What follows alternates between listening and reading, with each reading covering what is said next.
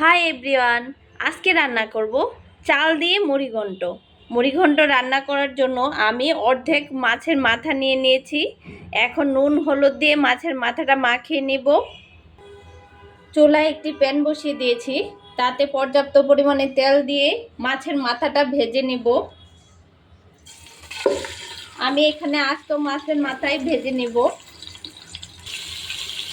একটু সময় নিয়ে মাছের মাথাটা ভালোভাবে ভেজে নিব। মাছ ভাজা হয়ে এসেছে, এখন আমি মাছটা তুলে নেব। ওই তেলেই আমি সিদ্ধ করে রাখা আলুগুলো ভেজে নিব। আলু ভাজা হয়ে এসেছে, আমি আলুগুলো একটা পাত্রে নামিয়ে নিব। ওই তেলেই আমি শুকনা লঙ্কা, তেজপাতা আর গরম মশলা দিয়ে দিব। দিয়ে হালকা ভেজে নিব। পুরনে সামান্য মেথি আর পেঁয়াজ কুচি দিয়ে দিব। পেঁয়াজ কুচি আমি এখানে 4টির মতো পেঁয়াজ কুচি করে নিয়েছি, ছোট সাইজের। ভালোভাবে ভেজে নিব।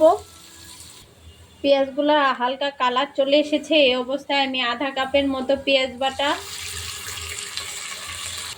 আর 1 চা চামচ আদা বাটা দিয়ে দিব। পেঁয়াজ আর আদা ভালোভাবে কষানো হয়ে গেলে এখানে আমি জিরা, ধনিয়া, হলুদ, মরিচ 1 চা চামচের মতো নিয়ে নিয়েছি। এটা ভালোভাবে কষিয়ে নেব। হালকা জল দিয়ে দিব। হালকা জল দিয়ে আমি মশলাটা কষিয়ে নেব। মশলা কষানো হয়ে এসেছে, এই অবস্থায় আমি আগে থেকে ধুয়ে রাখা চিনি গুঁড়া চাল 100 গ্রামের মতো নিয়ে নিয়েছি, সেটা দিয়ে দিব। মশলার সাথে ভালোভাবে কষিয়ে নেব। ভেজে রাখা আলুগুলা দিয়ে দিব, দিয়ে ভালোভাবে কষিয়ে নিব। পরিমাণ মতো জল দিয়ে ঢেকে দিব। স্বাদ মতো লবণ দিয়ে ঢাকনা দিয়ে দিব। চালটা প্রায় সিদ্ধ হয়ে এসেছে, এই অবস্থায় আমি মাছের মাথাটা হালকা ভেঙে দিয়ে দিব আর 4টি চিরা কাঁচা লঙ্কা দিয়ে দিব।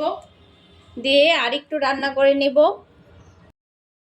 রান্নাটা হয়ে এসেছে, আমি ঢাকনাটা তুলে নিব। দেখুন কত সুন্দরভাবে রান্না হয়ে গেছে। চাল দিয়ে মুড়িঘণ্ট আমি একটা বাটিতে তুলে নিব। আমার রেসিপি ফলো করে যে কোনো মাছের মাথা দিয়ে তৈরি করে ফেলতে পারেন এই চাল দিয়ে মুড়িঘণ্ট।